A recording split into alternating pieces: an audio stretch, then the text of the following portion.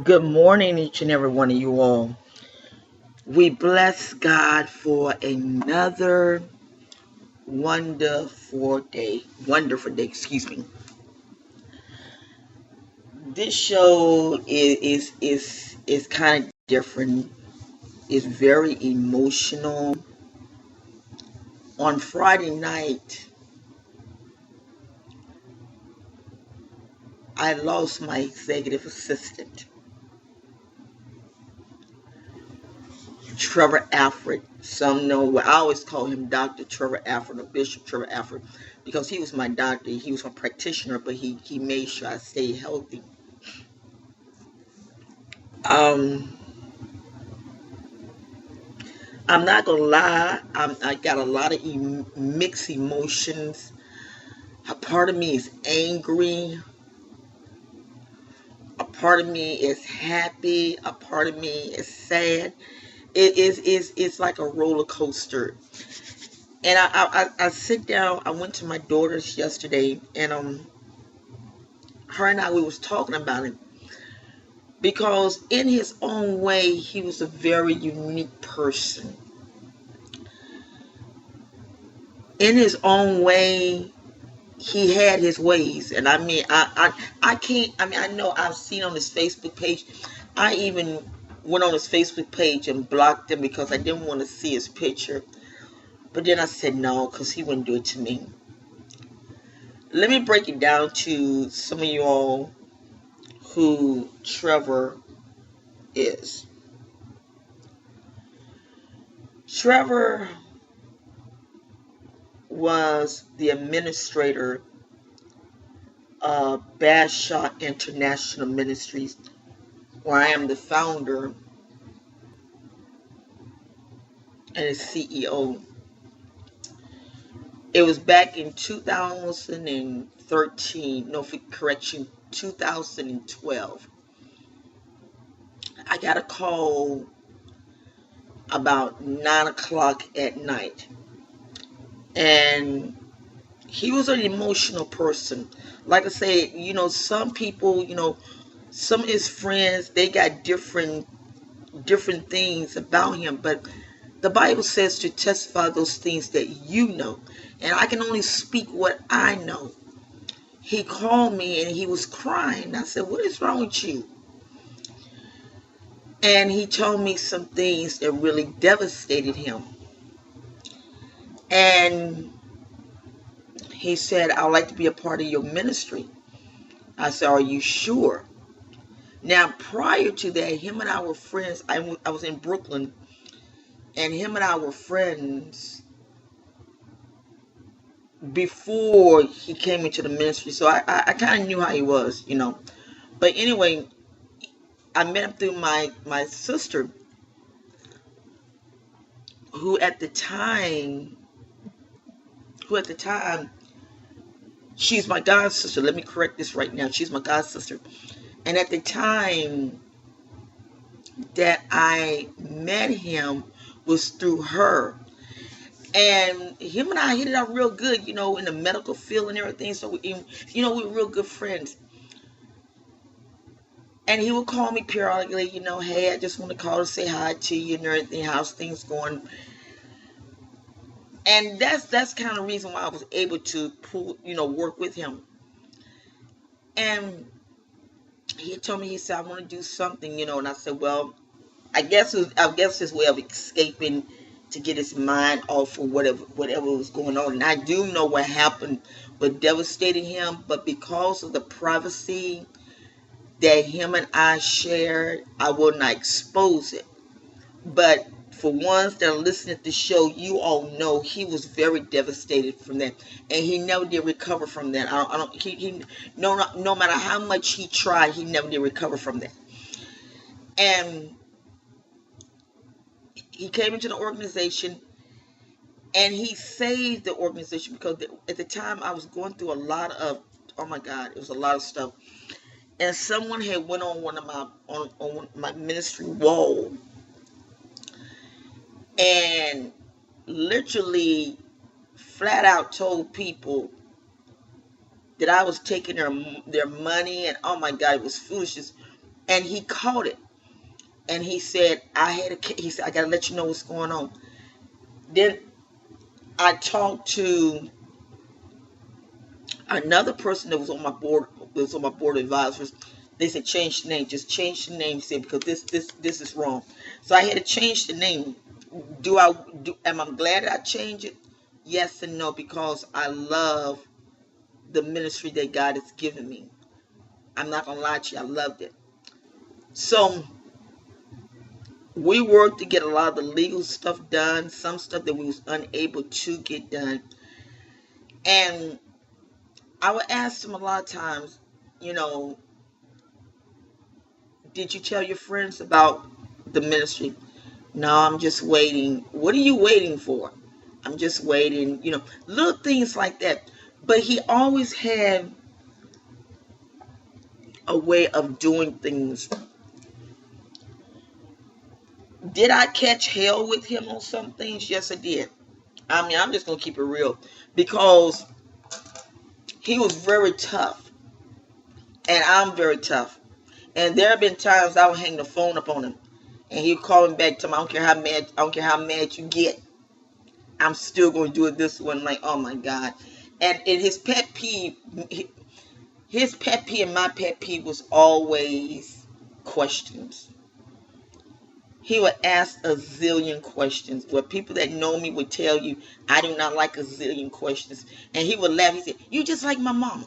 She don't like me to do." I said, "Well, guess what? Maybe if mama's saying about you asking a zillion questions, maybe there's something behind it. Stop asking so many questions." But overall,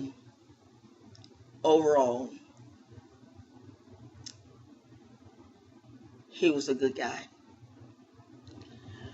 My daughter and I was talking about him yesterday, because when all this went down, because I had a convention here in Florida, and he had to come down here for some training anyway. And I was sick, but I never did let people know how sick I was. And he came in, and it was so funny. He came in, and we had the room that we all had was a suite. He slept in one room, and I slept in another one.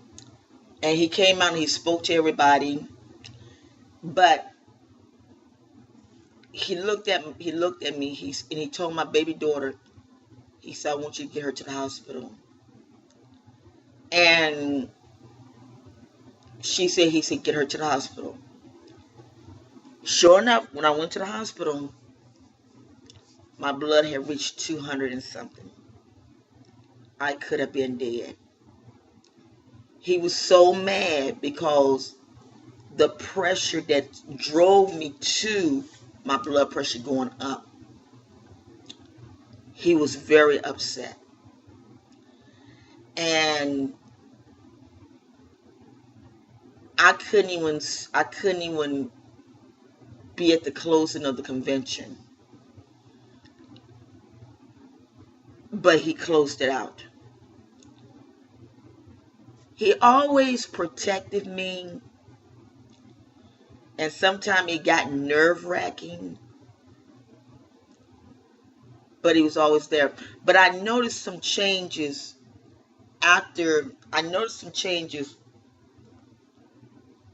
with him towards the beginning. After he had the stem, I noticed some changes. And like I told my sister, I kind of backed off from him, because it is some things I just couldn't deal with. But he will always be a part of my heart.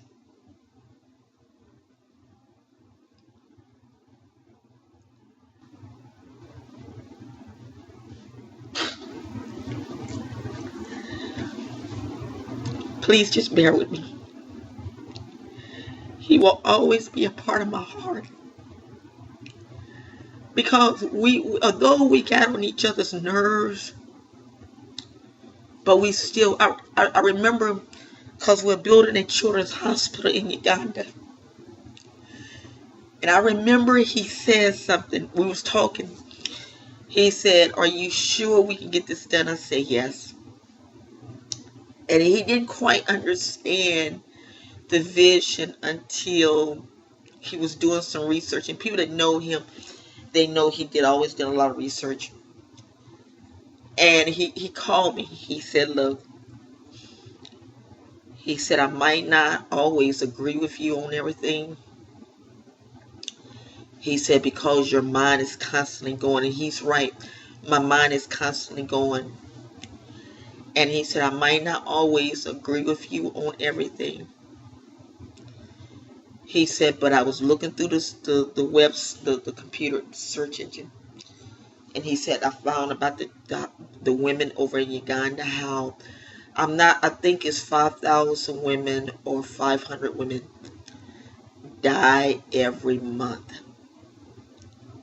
because they don't have the treatment and they're pregnant." And he was telling me, he said, "I'm going to let you do this. I stand with you on it." But he always had a thing. He always get on me about America. He said, "What about America?" And I said, "What about America?" I said, "Trevor, let me share some with you. I have to be where God wants me to be. I have to." And he would tell me, he said, "But I was always taught." I said, "I understand what you was always taught, but I have to be where God want me to be." I have not turned my back on America, nor would I ever turn my back on America. But right now, America, I was reading something, whereas the atheists are trying to do a lawsuit on removing on the corns "In God We Trust." Are you serious? Are you serious? America was founded on our forefathers. "In God We Trust." Are you serious?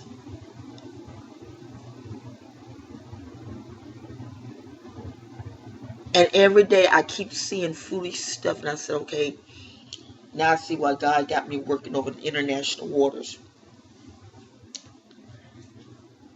But on the behalf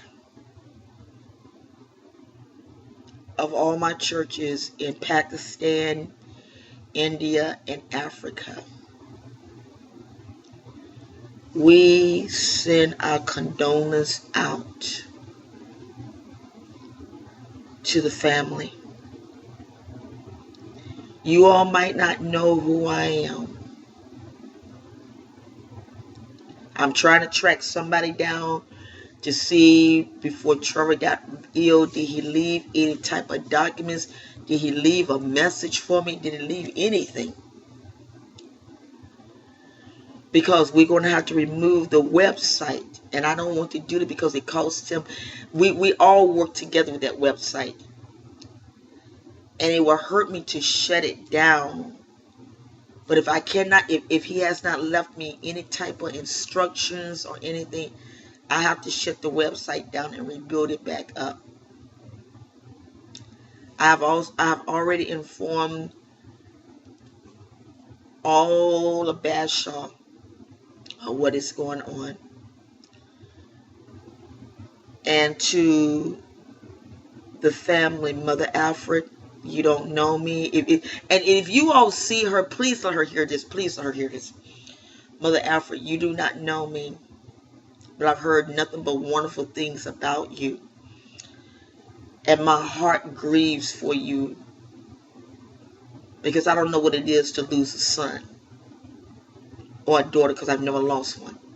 So I cannot say that I understand your pain, because I don't know what it is. See, it's one thing to lose a grandmother. It's one thing to lose an aunt. And there's one thing to lose.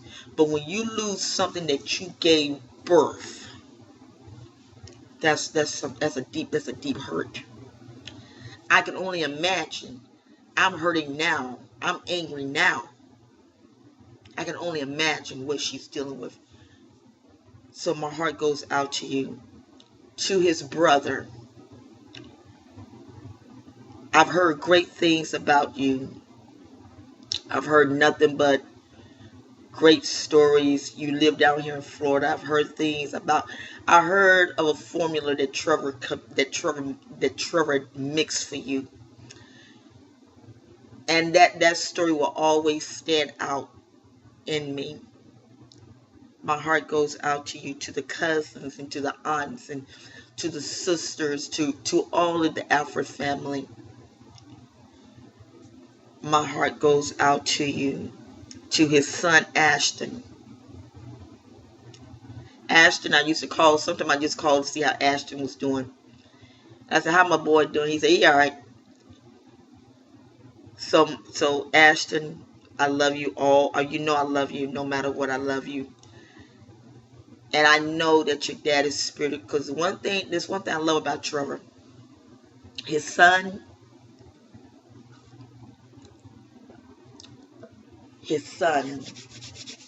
I know when he would come to Florida to see his mother, his grandmother, Trevor would be on pins and needles, and him and I could be on the phone talking. He'd say, "Hey, Ashton, call me. Let me call you back." That was his heart. That was his heart. And in the honors of Trevor, once we get the hospital built, the clinic, it's up in the air between the hospital and the clinic. But once we get it built, there will be a room named after him. Because he always promoted good health. And no matter how I feel,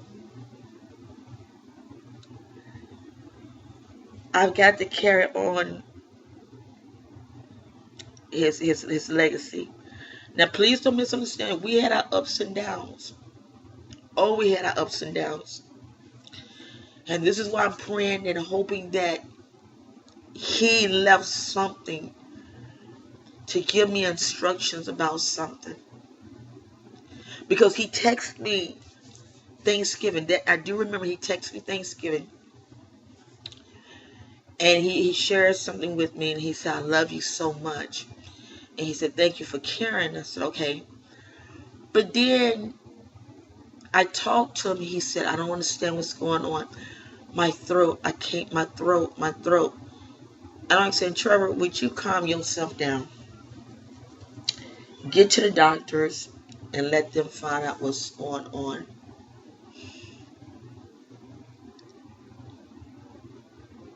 I don't know what happened. I don't know what's happened. But I do know this. He will be missed.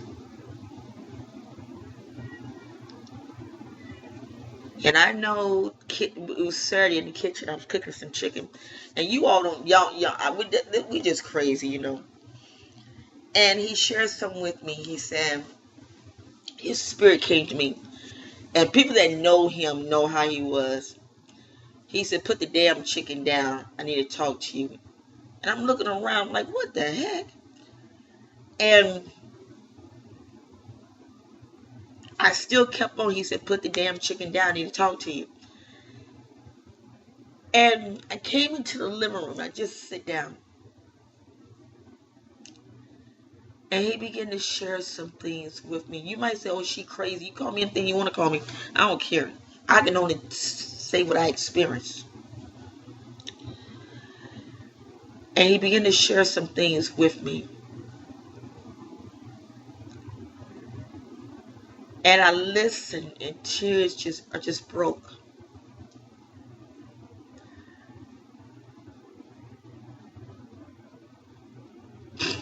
But he did tell me, he said, "My spirit is always going to be with you and Ashton." He said, "Because I'm going to help you fulfill this vision."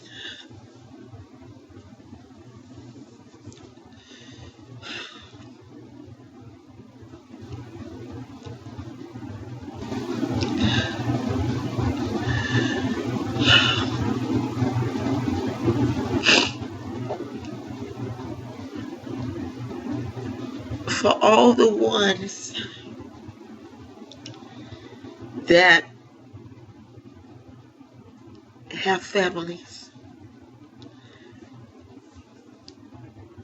and loved ones that have cancer. Let's beat this cancer. Let's beat it. I don't care what we have to do. Let's beat it. So many people have died within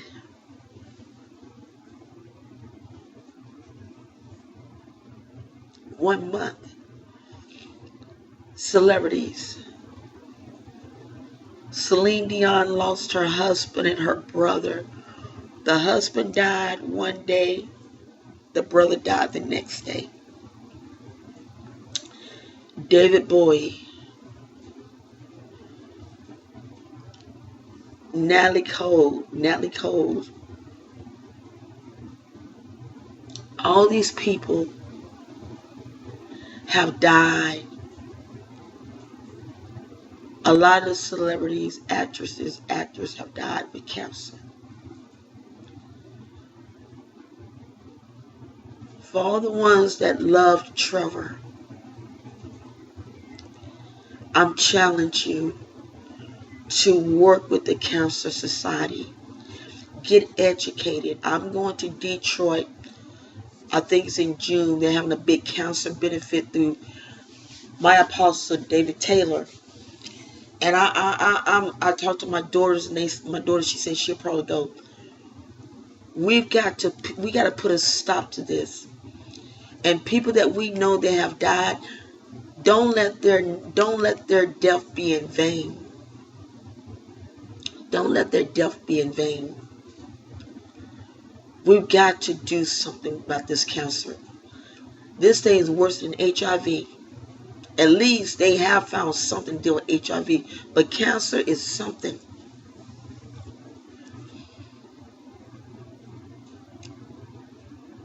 As the conclusion of the Dr. Nab show,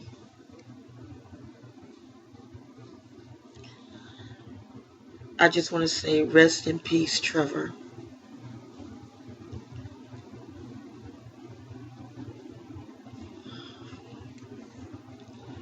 See, y'all have no idea how this is hurting me. Rest in peace. Thank you for everything.